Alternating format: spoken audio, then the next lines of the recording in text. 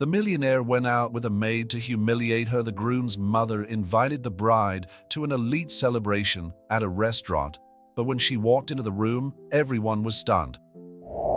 The flash of the cameras illuminated the arrogant face of William Anderson Free as he left the federal courthouse in Los Angeles. The latest scandal involving his technology company Anderson Tech had been resolved with a multi-million-dollar settlement, but his reputation was in tatters. Straightening his $500 Hermes tie, Will ignored reporters' questions and slid into his armored Mercedes-Benz. "This is getting out of hand, William," Victoria Anderson said from the back seat, her ring-covered fingers drumming nervously on her Chanel bag. "Free scandals in less than 2 years. The board is restless, the stock is plummeting in your image." "Mom, we've already sorted that out," Will interrupted, running a hand through his perfectly groomed dark hair. "We've paid the settlement, the shareholders will calm down." "It's not just about money," Victoria adjusted her pearl necklace and nervous tick that Will knew well. "It's about public perception. You need to look more human." Across town, in a Beverly Hills mansion, Elizabeth Martinez was carefully cleaning a Ming vase from the Qing dynasty, her precise movements revealing years of experience. At 25, Beth, as she was known, had become one of the most sought-after housekeepers among the Beverly Hills elite, her discretion and professionalism her trademark. Beth Deere called Margaret Winchester, her current employer, a middle-aged socialite. "Can you take a look at the organization for tomorrow's charity dinner? Victoria Anderson will be there, and you know how demanding she is." Beth nodded, suppressing a sigh. Victoria Anderson had a well-known reputation among domestic staff: perfectionist, demanding, and often cruel in her comments. Beth had already worked on a few events at the Andersons' mansion, always keeping a safe distance from the family matriarch. "William needs someone to humanize him," Victoria continued her monologue in the car. "Someone to make him seem like an ordinary man, able to connect with ordinary people." Her eyes lit up with a sudden idea. "Which reminds me, that maid who works for Margaret," Will rolled his eyes.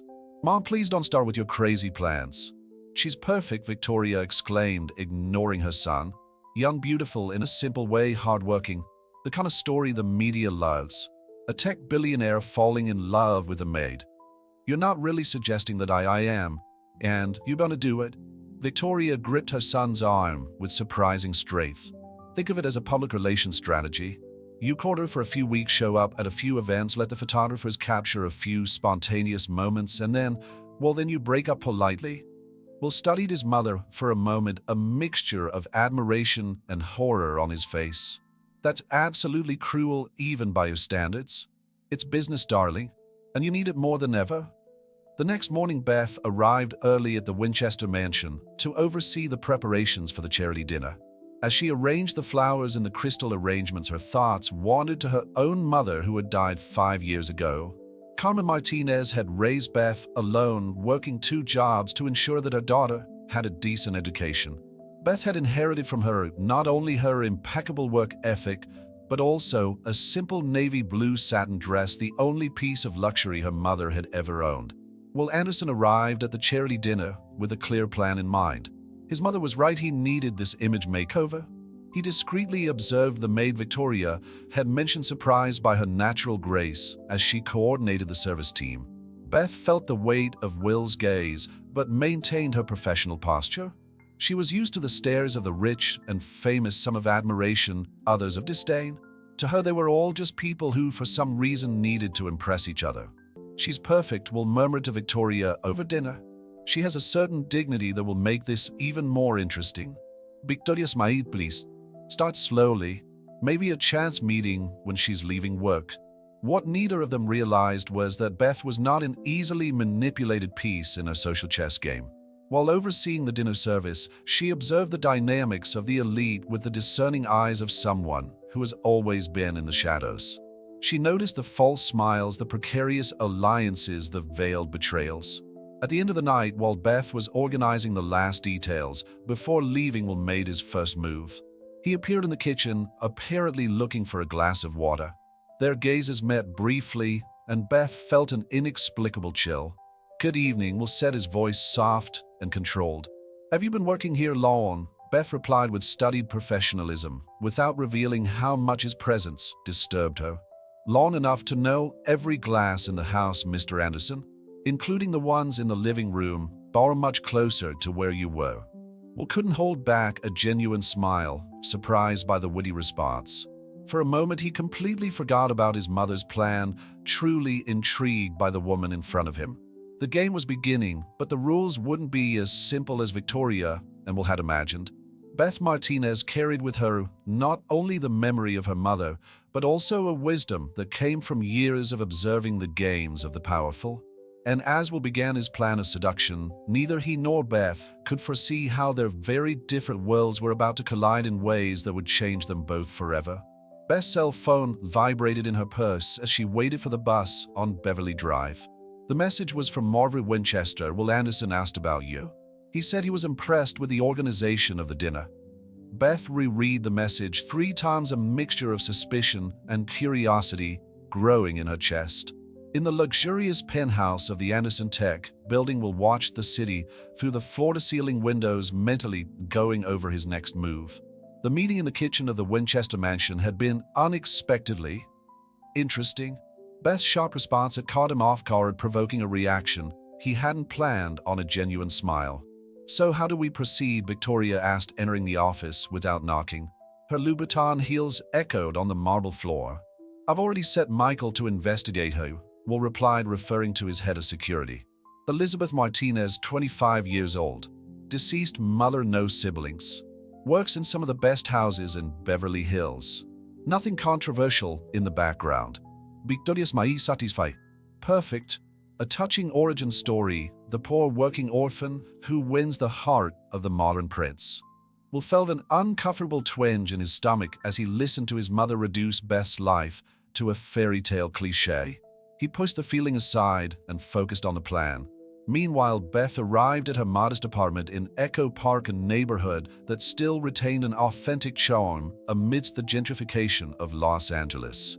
The walls were decorated with photos of her and her mother at graduations, birthdays, simple moments that were now worth gold. The phone rang. It was her friend Sophia, who also worked as a maid. "Beth, you won't believe it. Will Anderson was asking about you at the Bennett's house today." Beth frowned. 2 mentions in one day, that can't be a coincidence. Who cares about coincidences? He's a billionaire and a cad, and he has a reputation for being an arrogant jerk, Beth replied, remembering the stories that circulated among the maids. The next morning, Will carried out the next phase of the plan. He showed up casually at the Winchester's mansion while Beth was organizing lunch. This time he was more prepared for her insightful comments. "Miss Martinez," he greeted her, noticing how she moved with natural grace through the kitchen. "I hope I'm not in the way." "Actually, you are," Beth replied without hesitation, but with a slight smile that softened her words. "This kitchen is my office, Mr. Anderson, and I'm sure you don't appreciate interruptions in yours." Will laughed, genuinely amused. "Touché, but please call me Will. I prefer to keep things formal, Mr. Anderson. It helps keep things clear." The comment hit him like a soft punch in the stomach. There was a wisdom in her eyes that disconcerted him, as if she could see through his intentions. Over the next few days, Will began to coincidentally show up at all the mansions where Beth worked. Each encounter was a dance of carefully chosen words, he trying to break down her defenses, she keeping a professional distance that intrigued him more and more. Victoria watched her son's progress with clinical satisfaction. "She's resisting more than we expected," she commented over lunch at the Waldorf Astoria. "That's good. It makes the story more interesting." Will stirred his lobster salad, feeling a bitter taste in his mouth. "She's not stupid, Mom. In fact, she's one of the sharpest people I've ever met. Even better, when the humiliation comes, it will be even more impactful." His mother's words echoed in his mind throughout the day, causing a restlessness he couldn't explain. Beth, for her part, began to notice subtle changes in her employer's behavior. Knowledgeable smiles veiled comments about moving up. Her intuition sounded alarms that she tried to ignore. One afternoon, while working at the Bennett's mansion, Beth found a copy of Forbes with Will on the cover. The article talked about the recent scandals and the need for an image makeover. The pieces of the puzzle began to fall into place. Will, unaware of Beth's suspicions, decided to take the next step. He sent her an elaborate arrangement of rare orchids with a card inviting her to dinner at the exclusive Providence. Beth looked at the flowers, her heart torn between distrust and a reluctant attraction she was beginning to feel. Orchids were her favorite, a detail she had casually mentioned during one of their conversations. The fact that he had paid attention to this detail touched her more than she would have liked to admit. That evening in her apartment, Beth held her mother's navy blue dress, contemplating her decision. The soft fabric slid between her fingers as she remembered Carmen's words, "Don't ever let anyone define your worth, Mija. You're worth more than any bank account can measure." While in his penthouse, mentally rehearsed how he would conduct the dinner, feeling an anxiety that didn't suit someone just executing a PR plan. The image of Beth resisting his advances with dignity and intelligence never left his mind.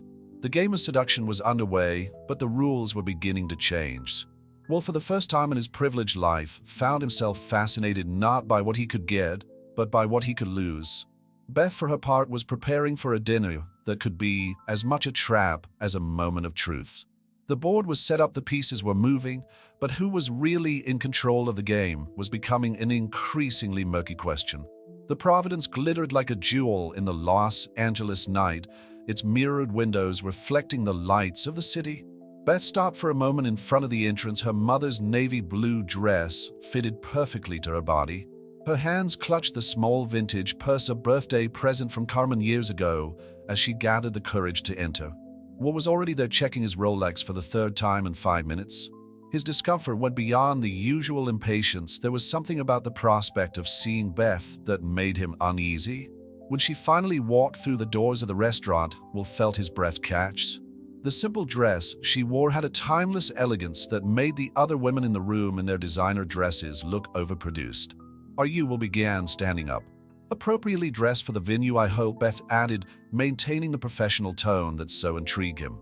The maitre d' led them to the most discreet table in the restaurant, exactly as Will had requested. Beth noticed the curious glances from the other customers, some recognizing her from the mansions where she worked, and kept her posture upright, her chin slightly raised. "You don't have to defend yourself all the time," Will commented as the sommelier poured the wine. Beth studied him over her glass. "It's not defense, Mr. Anderson. It's self-preservation." Will, he insisted. "Please. And why exactly do you need to preserve yourself from me?" "Maybe because I read this week's Forbes," Beth replied, calmly watching as he tensed his shoulders slightly. "The article about your need to reshape your public image was particularly enlightening." Will felt a chill in his stomach. Her insight left him simultaneously amazed and apprehensive. "Not everything you read is true." "No," Beth agreed, tasting the lobster risotto they had ordered. "But some coincidences are hard to ignore. Your sudden appearances in all the houses where I work, for example." On the other side of town, Victoria Anderson was having dinner with her friends at Spago, discreetly sharing the details of the plan. "William is doing an admirable job," she commented, sipping her martini. "The girl is already completely involved." Back at the Providence, Will found himself increasingly fascinated by the woman in front of him. Beth talked about literature with deep knowledge, discussed politics with sharp wit, and occasionally let slip a subtle humor that caught him off guard. "My mother used to say that education is the one thing no one can take away from you," Beth commented, answering his question about her studies. "She worked 2 jobs to pay for my college." "And why did you choose to continue as a maid when you had a degree?" Beth smiled a smile that didn't reach her eyes. "Because it's an honest job that pays well and allows me to help my aunt with her medical expenses. We're not all born with a trust fund, Mr. Anderson." Will felt the blow well deserved. "I'm sorry, I didn't mean to offend." "Yes, you did," Beth replied calmly. "But it's all right. It's part of your charm." Dinner continued, a complex dance of words and unspoken intentions. Will found himself momentarily forgetting the plan, genuinely interested in the stories Beth told about her mother, about the dream she still cultivated. When dessert arrived, an elaborate chocolate souffle, Beth decided to lay her cards on the table.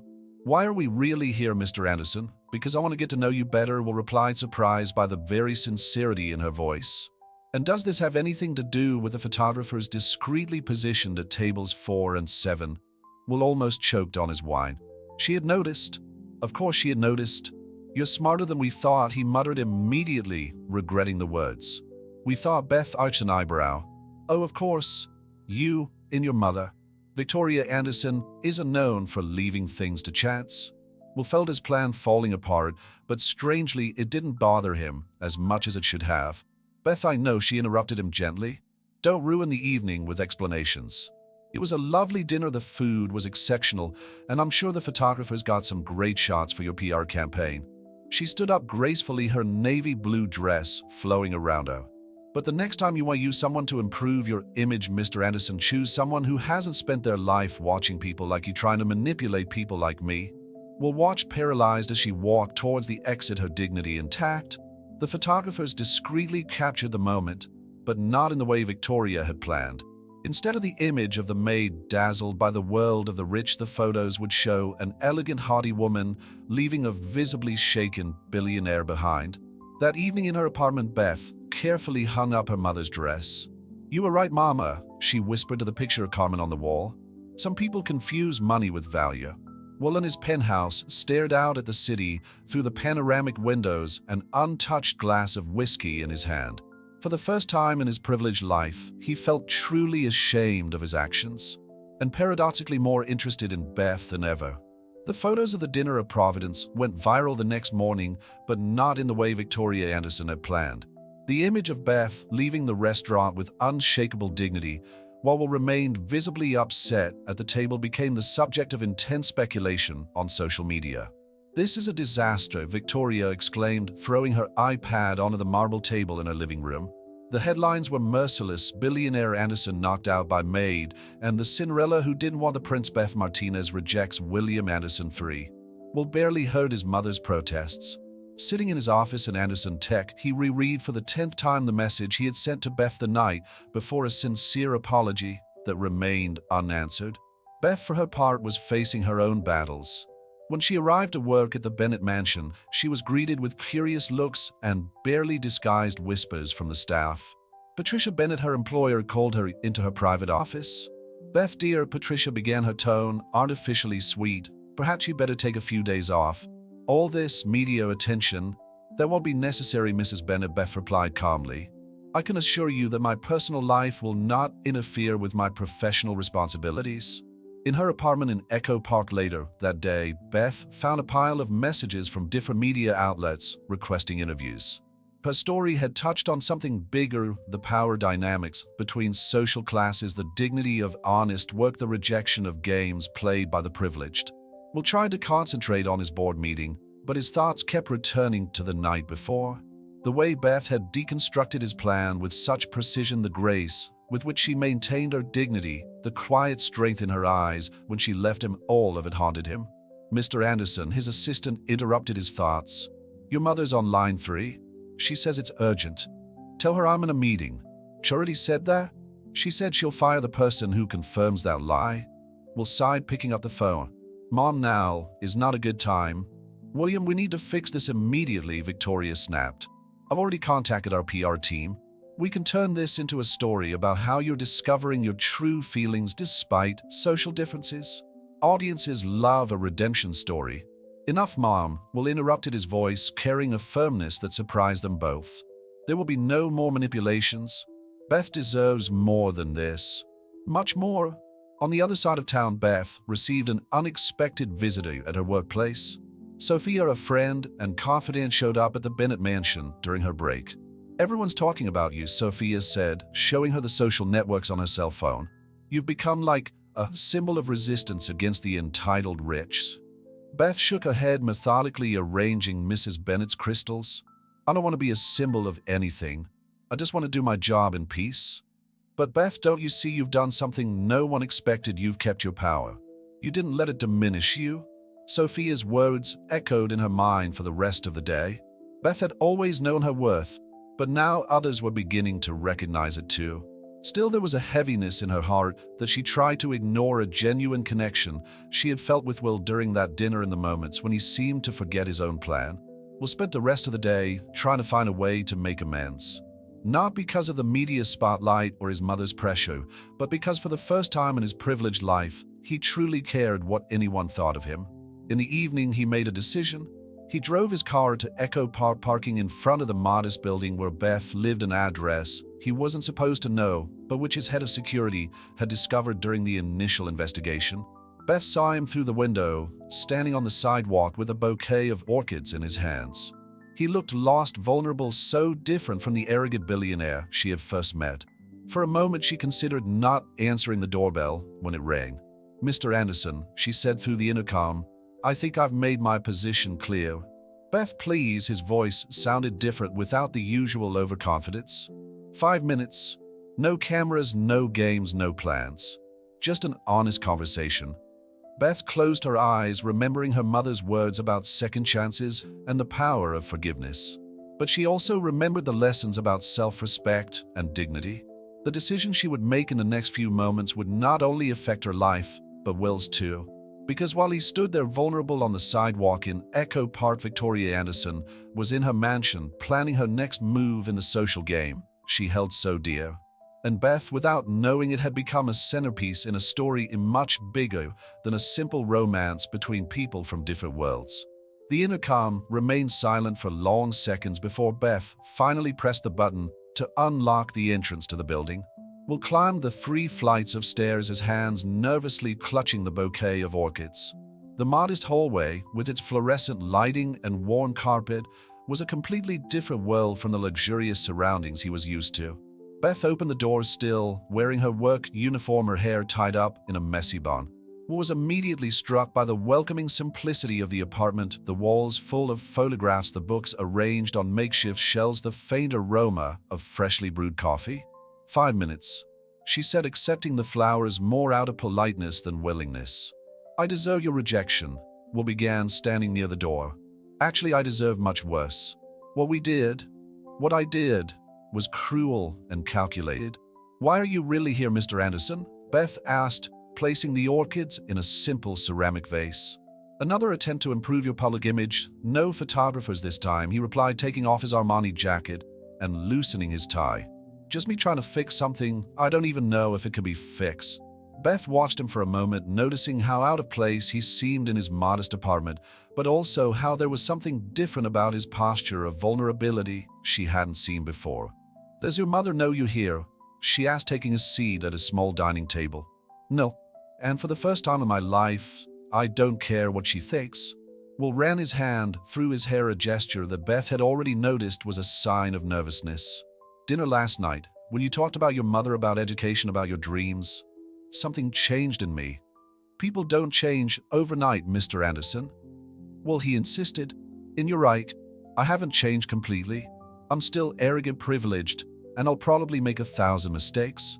But last night was the first time someone made me feel small, not because of my money or my position, but because of my strength of character." Beth stood up, walking over to the window overlooking the city. The lights of Los Angeles shone in the distance, reminding her of the distance between their worlds.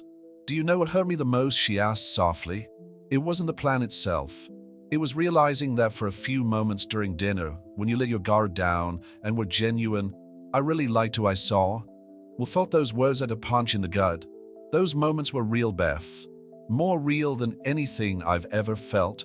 How can I believe that? How can I trust someone who planned to use me as a piece in a public relations game? Just then Will's cell phone started ringing. It was Victoria. He looked at the device and, for the first time in his life, switched it off completely. "I can't undo what I've done," he said, putting the phone away. "But I can show you who I really am, without masks, without plans, without my mother's influence. If you give me a chance." Beth crossed her arms, studying him. "And if I say no, then I'll respect your decision. But before you go, I need you to know something." We'll move closer, keeping a respectful distance. "Last night when you talked about your mother working 2 jobs to pay for your college, I realized that I've never really had to fight for anything in my life. Everything has always been given to me. And for the first time, I found someone who makes me want to be worthy." The silence that followed was filled with the distant sound of traffic and the ticking of the wall clock that had belonged to Beth's mother. "Your 5 minutes are up," Beth finally said, but her voice had softened. Will nodded, reaching for his jacket. When he reached the door, he stopped. "Tomorrow I'm going to give a press conference. I'm going to tell you the truth about everything, the plan, the manipulation, my shame. Not to win your sympathy, but because it's the right thing to do." Beth watched him open the door, a confusing mix of emotions in her chest. "Mr. Will," she called out when he was already in the hallway. Your mother's gonna be furious." A small smile appeared on his face. "I know. Maybe it's about time you face some real consequences in life." When the door closed, Beth returned to the window, watching as Will crossed the street to his luxury car. The orchids in the simple ceramic vase seemed out of place in his modest apartment, as did the contradictory feelings in his heart. In her Beverly Hills mansion, Victoria Anderson was frantically trying to contact her son to no avail. Her iPad showed dozens of notifications from press officers and journalists, all wanting to know about the latest developments in the romance between the billionaire and his maid. What none of them knew was that night both Beth and Will were on the verge of a transformation that would go far beyond tabloid headlines and power plays. It was the start of something new, something real, something that neither of them had planned or expected. The news of Will Anderson's press conference spread like wildfire through Los Angeles high society. Victoria spent the whole morning trying to stop the inevitable, making frantic calls to press officers and lawyers. When her son finally showed up at her mansion, she was on the verge of a nervous breakdown. "Have you gone mad?" Victoria exclaimed, her martini glass shaking in her perfectly manicured hands. "A press conference to confess everything? Do you want to destroy everything we've built?" "No, Mom," Will replied with a calm he had never shown before. "On a rebuild? From scratch? The right way this time." Meanwhile, Beth was facing her own kind of storm. When she arrived at the Bennett mansion that morning, she was greeted by Patricia Bennett with a grave expression. "Beth, dear," Patricia began, her tone falsely sweet, "perhaps we'd better look for other opportunities for you. All this media attention is affecting our privacy." Beth felt the blow, but kept her posture. "I understand, Mrs. Bennett. I appreciate the opportunity you've given me here." As she packed her things in the staff locker, Beth received messages from the other families she worked for. One by one, they politely dismissed her services, all citing the current situation as the reason. In the lobby of the Four Seasons Hotel, Will was preparing for the press conference. His press officer, Marcus, was desperately trying to change his mind. "Think of the company's shares," Will, Marcus argued. "The board will go crazy. His mother has already threatened to sue me just for not stopping it." "The shares will recover," Will replied, adjusting his tie in the mirror. "My conscience, on the other hand, needs it." The conference room was packed with journalists when Will entered. The cameras started flashing immediately, but for the first time in his life, he didn't care what image they were projecting. "Good morning," he began, his voice firm. "I'm here today to make a confession." In her apartment in Echo Park, Beth watched the live broadcast on her laptop, her heart beating fast. Sophia was by her side, holding her hand in silent support. "Over the past few weeks, I have participated in a deliberate plan to manipulate public opinion," Will continued. "Under the guidance of advisors and family members, I tried to use an extraordinary woman as a piece in a public relations game." The camera flashes intensified. Victoria, watching from her mansion, dropped her glass of champagne. "Elizabeth Martinez is not just a maid as some tabloids have portrayed her. She is a woman of unshakable integrity, remarkable intelligence, and a dignity that I, with all my fortune, could never buy." Beth felt tears forming in her eyes as Will continued. "She taught me more about character in one night than I've learned in my entire privileged life. And in trying to humiliate her, I ended up being the one humiliated, not by her, but by my own actions." At the Four Seasons, the journalists were in absolute silence, absorbing every word. Will then looked directly into the main camera, as if speaking directly to Beth. "I know that a public apology doesn't erase what I've done, but I want everyone to know that the real story here isn't about an arrogant billionaire trying to manipulate someone. It's about a woman who had the courage to stand by her principles even when the world tried to buy them." Social media instantly exploded. Hashtag Will Anderson confession in hashtag Beth Martinez dignity became trending topics within minutes. Beth's phone started ringing incessantly with offers of interviews and book deals. "What are you going to do now?" Sophia asked, still holding her friend's hand. Beth looked at the orchids Will had brought the night before, their delicate petals glistening in the morning light. "I'm going to start again, but this time on my terms." At the Four Seasons, after the journalists had finally dispersed, Will found his mother waiting for him in the lobby. "You've just committed social suicide," Victoria said, her voice shaking with anger. "No, Mom," Will replied softly. "For the first time in my life, I'm really living." That evening, while Los Angeles was digesting the day's scandal, Beth received an unexpected message. It was Margaret Winchester, her first employer in Beverly Hills. "Beth, dear, I'd like you to know that your position in my house will always be available. Not all of us have lost our sense of decency because of gossip." The message brought a smile to Beth's lips, but she knew she couldn't go back. Something had fundamentally changed, not just in her life, but in the power dynamic she had always accepted as immutable. Will in his penthouse looked out over the city as the first stars appeared in the Los Angeles sky. His phone showed dozens of missed calls from the company board, but for the first time in his life, he felt truly at peace with his decisions. The truth had been revealed, but the story was far from over. In Beverly Hills and Echo Park, two worlds that should never meet were still colliding, and the shockwaves were only beginning to spread. Will Anderson's public confession reverberated through Los Angeles like a social earthquake, shaking the carefully constructed structures of high society. Victoria Anderson had taken refuge in her Malibu beach house, refusing to take calls from even her closest friends. The Anderson Tech Board called an emergency meeting to discuss the future of the company. Beth, for her part, was facing an avalanche of unexpected opportunities.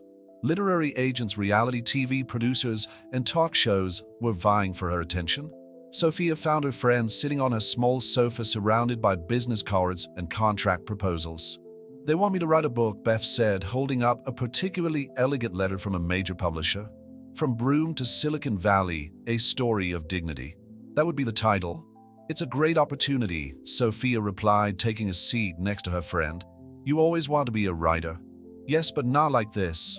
Not at the expense of humiliating someone else." At Anderson Tech, Will was facing his own kind of storm. The board had met in a session that lasted 6 hours.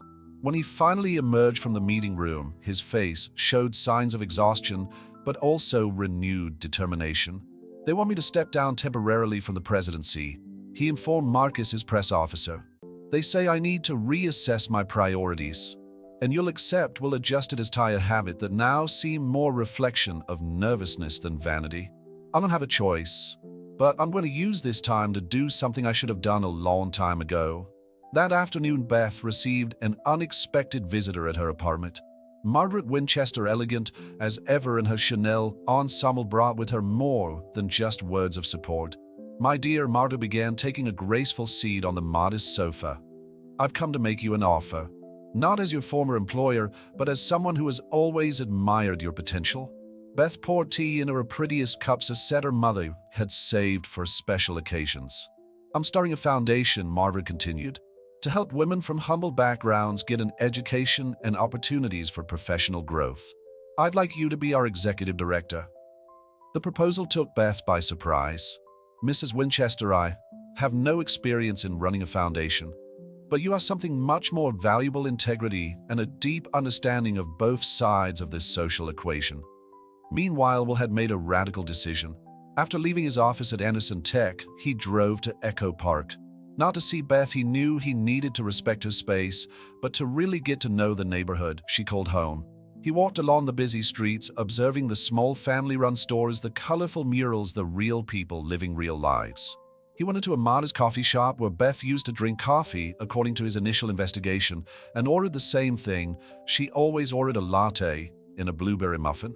It was at that moment that her phone rang. It was her mother. "William," Victoria's voice sounded controlled, but he could detect the fury in it. "I've just heard about your temporary leave." "That's unacceptable." "No, Mom. Unacceptable was our life before, based on manipulation and appearances. You're throwing away your father's legacy. I'm honoring the man my father was before money changed him. Before you changed him." The silence that followed was deafening. Back at Beth's apartment, Margaret Winchester had left, leaving behind not only a professional proposition, but also an opportunity for transformation. Beth looked at the foundation card in her hands, thinking of all the women who, like her and her mother, struggled daily for dignity and recognition. Her phone vibrated with a text message. It was Will. "Today I tried the best blueberry muffin of my life. I now understand why you like that coffee shop so much." Beth felt her heart race. The thought of Will in her neighborhood, experiencing a piece of her everyday life, touched her in a way she hadn't expected. How do you know about the coffee shop? She replied after a few minutes. From the same investigation that made me meet you for the worst reasons. But now I'm using that knowledge to try to understand you for the right reasons. The sincerity of her answer disarmed her. Beth looked out of the window, contemplating how her life had changed so drastically in just a few days. From maid to symbol of dignity, from intended victim to inspiration for change. Night was falling over Los Angeles, and in different parts of the city, different people were contemplating the consequences of recent choices. Victoria Anderson and her beach house looked at old family photos, remembering a time before money and social status dominated her priorities. While driving back to his penthouse felt lighter despite his professional turmoil. And Beth, in her modest apartment, held two proposals that could change her life: a book contract and a position at Margaret Winchester's foundation. The power play that Victoria had initiated had turned into something much bigger, an opportunity for redemption, growth, and genuine transformation. And as the city lights shone against the darkening sky, new possibilities began to appear on the horizon. The morning began with an unexpected headline in the Los Angeles Times. Anderson Tech announces scholarship program for low-income employees. Will had spent the entire night in his office, ignoring his mother's furious calls to finalize the project that would be his response to the temporary removal of the president. "You can't do this without board approval," Marcus warned, holding up the first edition of the paper with trembling hands. "The shareholders will go crazy." "Actually, I can," Will replied, leaning back in his chair. "The company's social responsibility fund is under my direct management. It's in the Articles of Association that my father wrote." Meanwhile, Beth was facing her own silent revolution. After a night of reflection, she had accepted Margaret Winchester's offer to run the foundation, but on one condition: she wanted complete autonomy to implement programs that would really make a difference in the lives of domestic workers. "We need more than just educational opportunities," Beth explained during her first official meeting with Margaret. "We need legal protection, health insurance, daycare centers for single mothers." Margaret watched the young woman in front of her with a mixture of pride and admiration. "You've really thought of everything, haven't you? I learned from my mother that real change requires more than good intentions." Victoria Anderson finally emerged from her exile in Malibu, but not for reconciliation. She appeared unannounced at Anderson Tech, her Louboutin heels echoing through the corridors with murderous determination. "You're destroying everything we've built," she accused, storming into Will's office. First that ridiculous confession, now this scholarship program. Will continued signing documents, his apparent calm only adding to his mother's fury. "I'm believed, Mom. There's a difference." "Your father would have approved," Will interrupted, finally raising his eyes. "Before you convinced him that social status was more important than basic decency." The silence that followed was cutting. Victoria studied her son as if seeing him for the first time. "That girl, she really messed with your head, didn't she? Beth showed me who I could be if I stopped trying to be who you want me to be." In Echo Park, Beth was organizing her small desk, preparing for her first official day at the foundation. Sophia had brought a small vase of flowers to decorate the space. "They're not expensive orchids," her friend joked, "but they're hardy." Beth smiled, touching the delicate petals. "That's exactly why they're perfect." Her phone vibrated with a text message. It was Will again. "Have you seen the paper today?" Beth looked at the headline about the scholarship program. Her heart raced as she recognized elements of conversations they'd had during that dinner at Providence, ideas she'd shared about education and opportunities. "Using my ideas without asking permission, Mr. Anderson," she replied. "Learning from them," came the quick reply. "And trying to be better." The afternoon brought more surprises. Margaret Winchester organized a cocktail party to officially introduce Beth as the foundation's director. The event was to take place at the Beverly Wilshire, and Beth once again found herself facing the dilemma of what to wear. This time, however, she opened her closet with new confidence. Her mother's navy blue dress was there more than just a piece of clothing. It was a symbol of everything she now stood for. Will received the invitation to the cocktail party, but hesitated to attend. His head of security, Michael, found him gazing at the envelope. "She'll be there," Michael commented, knowing his boss all too well. "That's exactly why I don't know if I should go." The event started at 7, and Los Angeles high society turned up in droves, some out of genuine interest in the cause, others out of sheer social curiosity. Beth took to the small stage with the same dignity she had shown that night at Le Petit Jardin. This foundation, she began her voice firm, is not about charity. It's about justice and real opportunities. At the back of the room, unnoticed by Beth, Will was listening, intently proud in a way he had never imagined possible. Victoria was also present, watching everything from her strategic corner. But something had changed in his expression, a small crack in the armor of social arrogance he had always worn. When Beth finished her speech, she was approached by dozens of people, businessmen interested in partnerships, journalists seeking interviews, women sharing their own stories of struggle. Will kept his distance, but his eyes didn't leave Beth. He watched as she navigated the guests with natural grace, as her intelligence and compassion shone through in every interaction. "She's extraordinary," a familiar voice commented next to him. It was Margaret Winchester. "Always has been," Will replied. "I was just too blind to see it." The event ended late, and Beth found herself alone on the hotel terrace, needing a moment of fresh air. It was there that Will finally plucked up the courage to approach her. "Congratulations on your speech," he said softly, keeping a respectful distance. Beth turned around, not entirely surprised by his presence. "Thank you for the scholarship program. It's the least I can do." They stood in silence for a moment, the city glowing below them, so different from that night in Providence. "You know," Beth finally said, "my mother always said that real change begins when we stop trying to be who others expect us to be." Will smiled, remembering his own words to Victoria earlier. "Your mother seemed like a very wise woman." She was, Beth confirmed, turning to leave. But before she did, she added, "And sometimes people really do change, Mr. Anderson." Will stayed on the terrace lawn after she had gone, reflecting on how sometimes you have to lose everything you think is important in order to find what really matters. Victoria Anderson never imagined that she would find herself in such a peculiar situation, sitting in her luxurious living room, repeatedly watching Beth's speech at the Winchester Foundation on her iPad. There was something about the young woman that intrigued her, a strength that went beyond the superficial dignity that high society valued so much. "Madam," her butler interrupted her thoughts, "Mr. William is here." Will entered the room with a different posture than usual. There was no longer the studied arrogance that Victoria had so carefully cultivated over the years. In its place, a more genuine, serene confidence. "We need to talk, Mom," he said, taking a seat on the Italian leather sofa. "About Dad?" Victoria froze, her fingers instinctively clutching her pearl necklace. "What about your father? I found the original Anderson Tech documents. The early years of the company, before we moved to Beverly Hills." At the Winchester Foundation, Beth was conducting her first official meeting with the team. The pilot project would focus on 3 communities in Los Angeles with a high concentration of domestic workers. Margaret watched discreetly from the doorway, impressed by how naturally Beth took to her new position. "We need daycare centers in each community," Beth explained, pointing to a map on the screen. "Most of these women are single mothers like my mother was." Will continued his conversation with Victoria, now holding documents yellowed by time. Dad had plans for an employee benefits program, child care in the factory, scholarships, full medical care. "What happened to that, Mom?" Victoria stood up, walking over to the bar.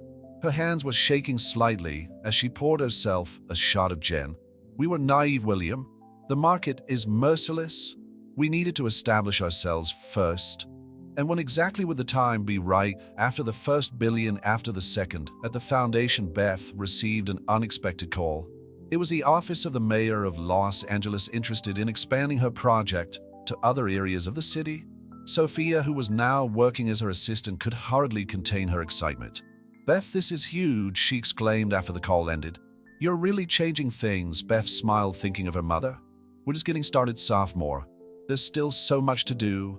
Will kept pressing Victoria, years of unanswered questions finally coming to light. "I remember Dad before all the money. He really cared about people. It was you who changed him, wasn't it?" Victoria slammed the glass of gin down on the bar with excessive force. "I made him successful. I turned a dreamer into a leader." "No, Mom. You turned him into someone he hated being." The words hung in the air like broken crystal, sharp and irreparable. Beth was finishing her day at the foundation when she received a message from Margaret. "Dinner at my house tonight. Not a request, Attached was a photo of Victoria Anderson arriving at the Winchester mansion. Beth's heart raced. After the event at the Beverly Wilshire, she had managed to avoid direct encounters with Victoria. But now it seemed that a confrontation was inevitable. Will had also received a similar invitation. When he arrived at the Winchester mansion, he found his mother already seated at the table looking strangely vulnerable without her usual mask of superiority. Beth arrived minutes later wearing a simple but elegant emerald green dress.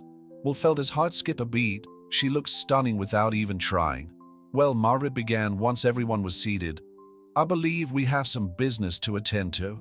Victoria surprised everyone by being the first to speak. When I first met Robert Anderson, he was just a brilliant engineer with big dreams. I thought I was helping when I pushed him to be more ambitious. Beth watched the older woman with a mixture of compassion and caution.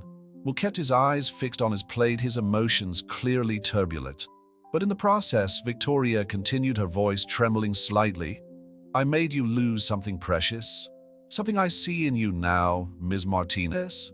Something my son is rediscovering. Integrity is not a weakness, Mrs. Anderson, Beth replied softly. No, Victoria agreed, unshed tears glistening in her eyes. It's the only strength that really matters, isn't it? Margaret watched the scene unfold with quiet satisfaction. Her plan to bring everyone together wasn't just about reconciliation, it was about redemption. Will finally looked up, meeting Beth's gaze across the table. There was so much to be said, so much to be fixed. But for the first time, the way ahead seemed clear. Victoria removed a pearl necklace, the same one she used as a shield in times of stress, and placed it on the table. Beth, may I call you Beth? I'd like to make a substantial donation to your foundation. No conditions, no advertising. Just an attempt to start righting some wrongs. Dinner continued, the initial tension gradually transforming into something softer, more honest. As the evening drew to a close, Will walked Beth to her car. You've changed more than just my life, he said softly. You've changed our whole family. Beth smiled, that smile that always took his breath away. Sometimes we need to lose our way to find true north. As she left, Will felt a presence beside him. It was his mother. She's extraordinary, Victoria admitted. And you're more like a father than I ever allowed you to be. The Los Angeles night embraced the Winchester mansion, and with it the promise of new beginnings and old wounds finally starting to heal. News of the dinner at the Winchester mansion and Victoria Anderson's substantial donation to the foundation quickly went viral in Beverly Hills social circles. Reactions ranged from incredulity to fascination, especially when Victoria began to appear discreetly at the foundation's events, always maintaining a more restrained posture than her usual dominant demeanor. Do you really think she's changed? Sophia asked Beth during a coffee break at the foundation's headquarters. They were reviewing proposals for the first community daycare center to be opened in Echo Park. Beth considered the question as she watched the street movement through her office window. I think sometimes people need to break down completely before they can rebuild. Will was facing his own challenges in Anderson Tech. The scholarship program had generated a wave of positive publicity, but also resistance from some more conservative board members. During a tense shareholder meeting, he stood firm in his position. This is not just a social responsibility program, Will argued, his voice carrying a conviction that surprised even his staunchest critics. It's an investment in the future of the company. Loyal, well-trained employees are our greatest asset. In the evening at her apartment in Echo Park, Beth received an unexpected visitor. Margaret Winchester appeared with an old box in her arms. I found this in the family archives, Margaret explained, placing the box on the kitchen table. I thought you should see it. Inside the box were documents yellowed by time, employment contracts, letters of recommendation, and old photographs. Among them, one photo in particular caught Beth's eye, her mother Carmen, much younger, standing next to a smiling Robert Anderson in front of Anderson Tech's first factory. Your mother was one of the company's first employees, Margaret revealed softly. She was part of the original benefits program that Robert implemented before Victoria. Beth felt her hands tremble as she held the photograph. Why didn't anyone ever tell me about this? Because Victoria made a point of erasing that part of the story. But now maybe it's time for some truths to come out. While unaware of Beth's discovery, was in his penthouse going through his father's old diaries that he had found in his office. The pages revealed a very different man from the cold tycoon he had known in his later years. His phone vibrated with a message from Beth. "We need to talk. It's about our parents." The meeting took place in the same cafe in Echo Park where Will had tasted the blueberry muffin. Beth brought the photograph and Will brought the diaries. As the pieces began to fit together, they both felt the weight of the history that connected them long before they met. "My father wrote about her," Will said, pointing to a specific entry in the diary. "Carmen Martinez, the most dedicated and honest employee I have ever met. Her example should be the standard for our human resources policy." Beth fought back tears. "My mother never mentioned that." "Why? Probably for the same reason my father stopped writing in those diaries," Will replied, his voice heavy with emotion. "Sometimes it's easier to bury the past than face up to how we've lost our way." Victoria, who had started therapy discreetly after dinner at the Winchester mansion, was also making her own painful discoveries. During one particularly intense session, she finally admitted, "I was so afraid of losing everything that I ended up losing what really mattered." The foundation continued to grow now with a new additional purpose to preserve and honor the stories of the people who built companies like Anderson Tech with their hard work and dignity. Beth began an oral history project documenting the experiences of domestic workers and laborers. Will, inspired by the discovery of the connection between their families, decided to go beyond the scholarship program. At a surprise board meeting, he presented a radical proposal to rescue and modernize all the benefits his father had originally planned. "We're not just correcting past mistakes," he declared. "We're honoring a vision that should never have been abandoned." As the stories of Carmen Martinez and Robert Anderson emerged from the past, Beth and Will discovered that their own story of redemption and transformation was part of something much bigger, a cycle of healing that began decades before they were born. One afternoon, while organizing more old documents in the Foundation's office, Beth found a letter her mother had written to Robert Anderson but never sent. The final words struck her like a thunderbolt. "Perhaps one day our children will be able to mend what we in our weakness have allowed to be broken." While reading the letter over Beth's shoulder, felt his heart squeeze. Gently, he touched her arm, and for the first time since the night at Providence, Beth didn't pull away. "Sometimes," she said softly, "the universe has a strange way of correcting its own mistakes." Carmen Martinez's letter became a catalyst for even deeper changes in Beth and Will's lives. In the days that followed the discovery, they both plunged into a thorough investigation of the past, uncovering a web of connections that went far beyond their initial expectations. "Look at this," Beth showed Will an old Anderson Tech internal bulletin found in the company's dusty archives. "My mother was promoted to assembly line supervisor in 1995. She was the first woman to hold the position." Will studied the black and white photo, noticing Carmen's proud smile, and in the background his father with an expression of genuine satisfaction. "That's exactly when things started to change at the company," he observed. "When my mother started pushing for a corporate restructuring. At the Winchester Foundation, the oral history project was gaining momentum. Former Anderson Tech employees began to show up, sharing their stories about the company's early years. Margaret watched with satisfaction as each new testimony helped to build a more complete picture of what the company could have been and what it could still become. Robert had a different view of business, a 70-year-old man explained during his interview. He believed that a company is only truly successful when its employees thrive along with it. Victoria, continuing her therapeutic process, found the courage to visit the old shed where Anderson Tech began. The space, now transformed into a modern innovation center, still retained elements of its original history. Standing in front of an old photo on the wall, she finally allowed the tears to fall. "I was so focused on climbing the social ladder," she confessed to Will later, "that I didn't realize we were destroying the very foundation on which Robert built all this." Beth, for her part, discovered among her mother's belongings a diary she had never noticed before. The pages revealed not only Carmen's history at Anderson Tech, but also her dreams for the future, dreams that included a foundation very similar to the one Beth now ran. "Maybe some dreams just need time to mature," she reflected, sharing the diary with Will during one of their now frequent coffee dates in Echo Park. Will, touched by the discovery, made an important decision. At an extraordinary board meeting, he presented a revolutionary proposal to transform Anderson's morale in the company was at an all-time high and productivity was increasing naturally. "Your father would be proud," Margaret Winchester commented over lunch with Will. "You're fulfilling his original dream." But it wasn't all flowers.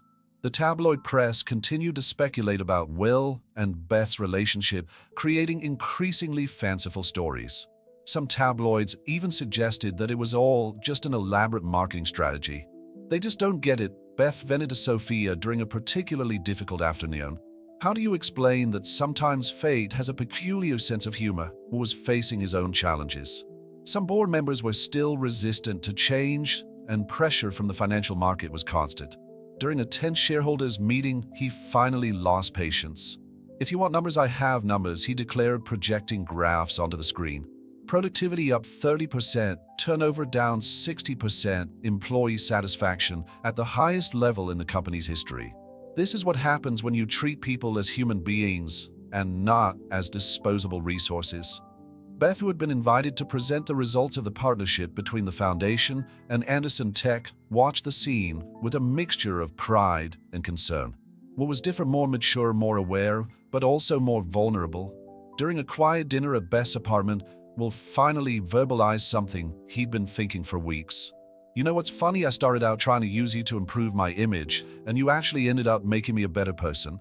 Beth smiled, pouring more wine into her simple glasses. "And I, who always saw the rich as one-dimensional villains, discovered that sometimes people just lose their way." The discovery of the old picnic photo had triggered a series of new investigations in the past. Former employees began sharing their own photos and stories, creating a rich mosaic of memories that connected the Anderson and Martinez families even more deeply. "It was like the universe was conspiring to bring us together," Will reflected during an evening walk in Echo Park.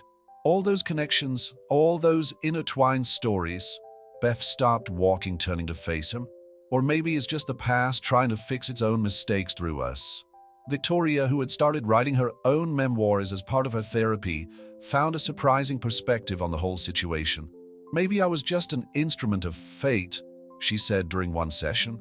"My attempt at manipulation ended up creating the space for something genuine to blossom."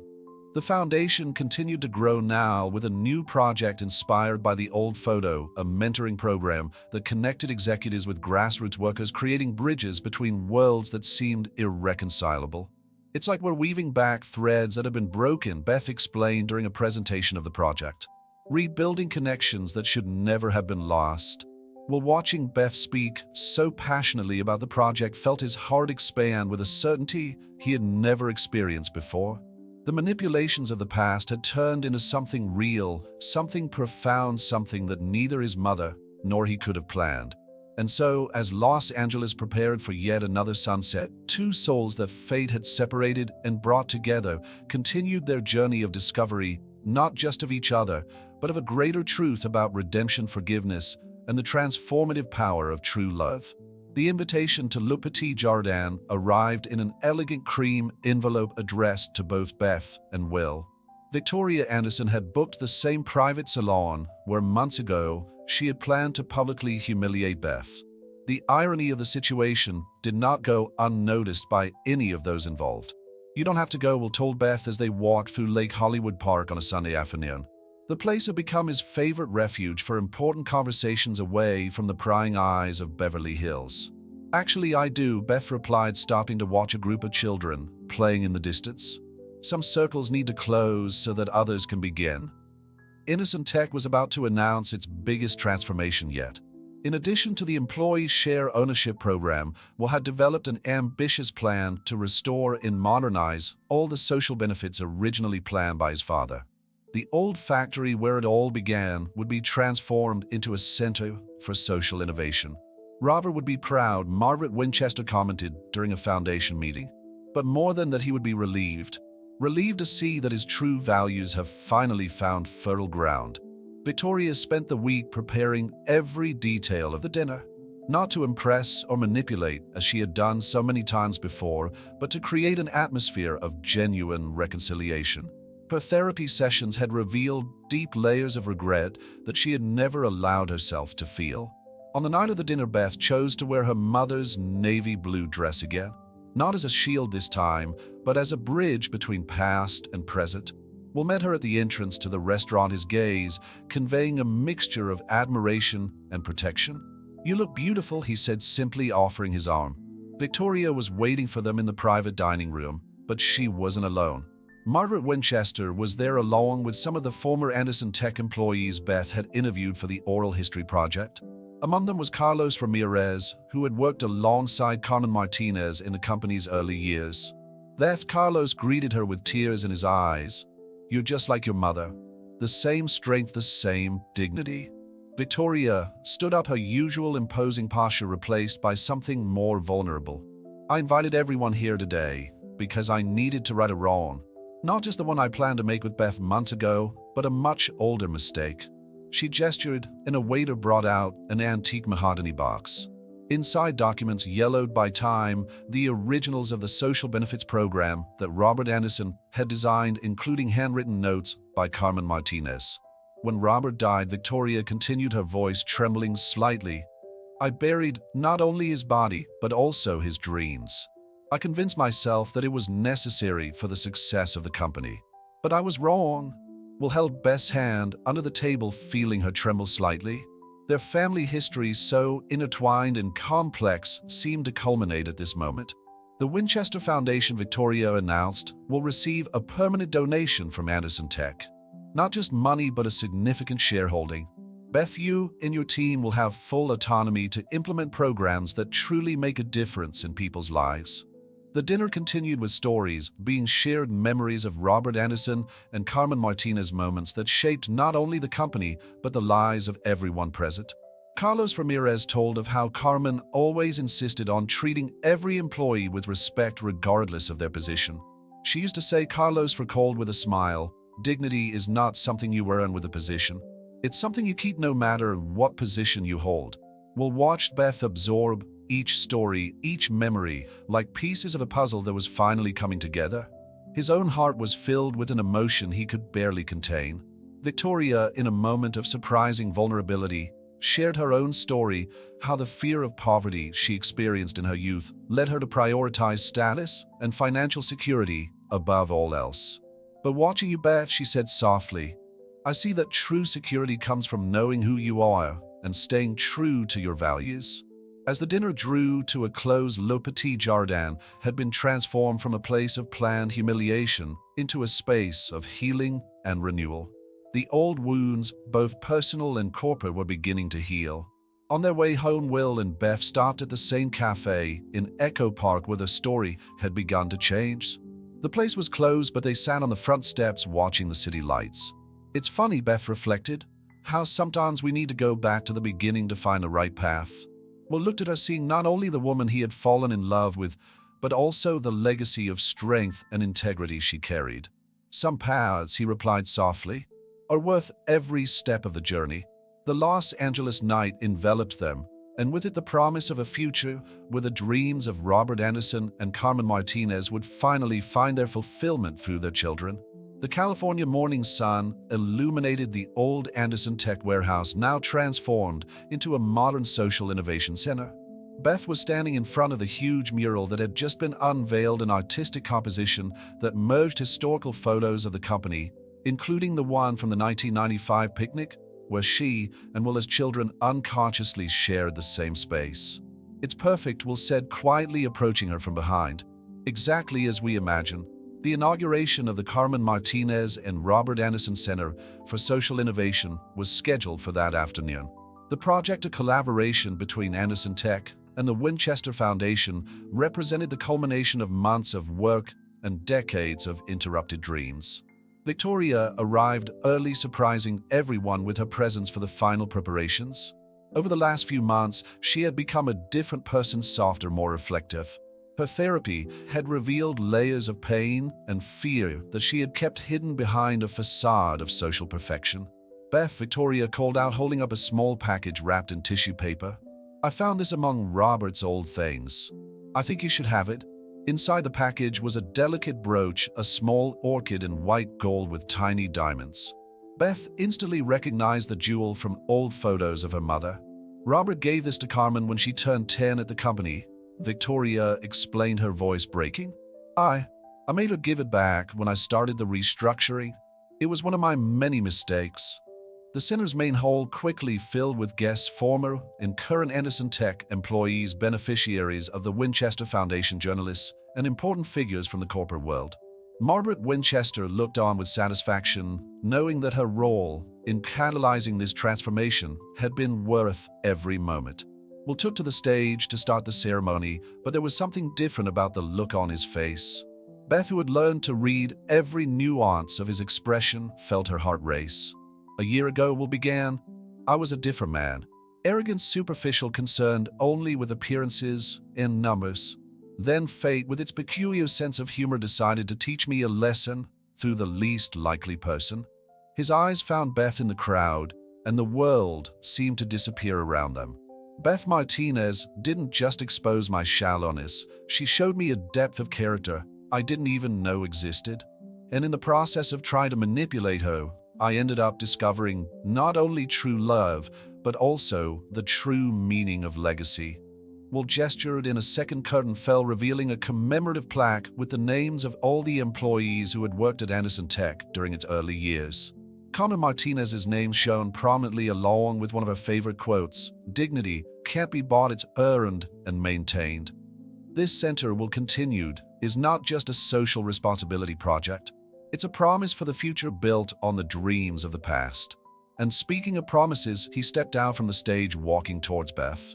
Victoria, realizing what was about to happen, brought her hands to her lips, tears already forming in her eyes.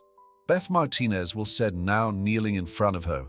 You came into my life as part of a cruel plan, but you turned out to be the greatest blessing I could ever receive. You didn't just change my heart, you rebuilt it piece by piece with the same dignity and grace that your mother taught you.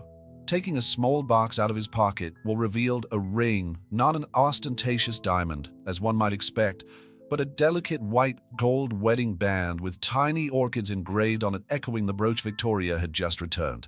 Will you accept me not only as your husband, but as a partner in continuing this legacy of love, dignity, and social transformation? The silence in the hall was absolute. Beth looked at the ring, as well at the mural with the old photos, feeling the weight of history and the promise of the future converging in that moment. Yes, she replied, her voice clear and firm. But on one condition.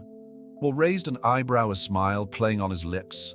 That we always keep coming back to that cafe in Echo Park to remember where our true story began. The explosion of applause and congratulations that followed was interrupted by Victoria, who approached the couple with a serene expression that few had seen before. Beth, she said, holding her future daughter-in-law's hands, you didn't just save my son, you saved us all. You brought back the heart of Anderson Tech, the spirit that Robert always wanted to preserve. Margaret Winchester, watching the scene, smiled with satisfaction. Her intuition about bringing Beth and Will together, albeit through controversial circumstances, had proved correct beyond her expectations.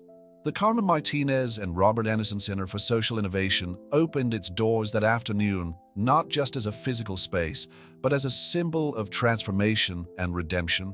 The stories of two families once separated by prejudice and fear were now intertwined in a promise of a better future. And as the sun set over Los Angeles, Beth and Will returned to the cafe in Echo Park, sitting on the same steps where they had begun to rewrite their story. The ring glowed softly on Beth's finger, the tiny engraved orchids a reminder that sometimes the truest love is born out of the most unlikely circumstances.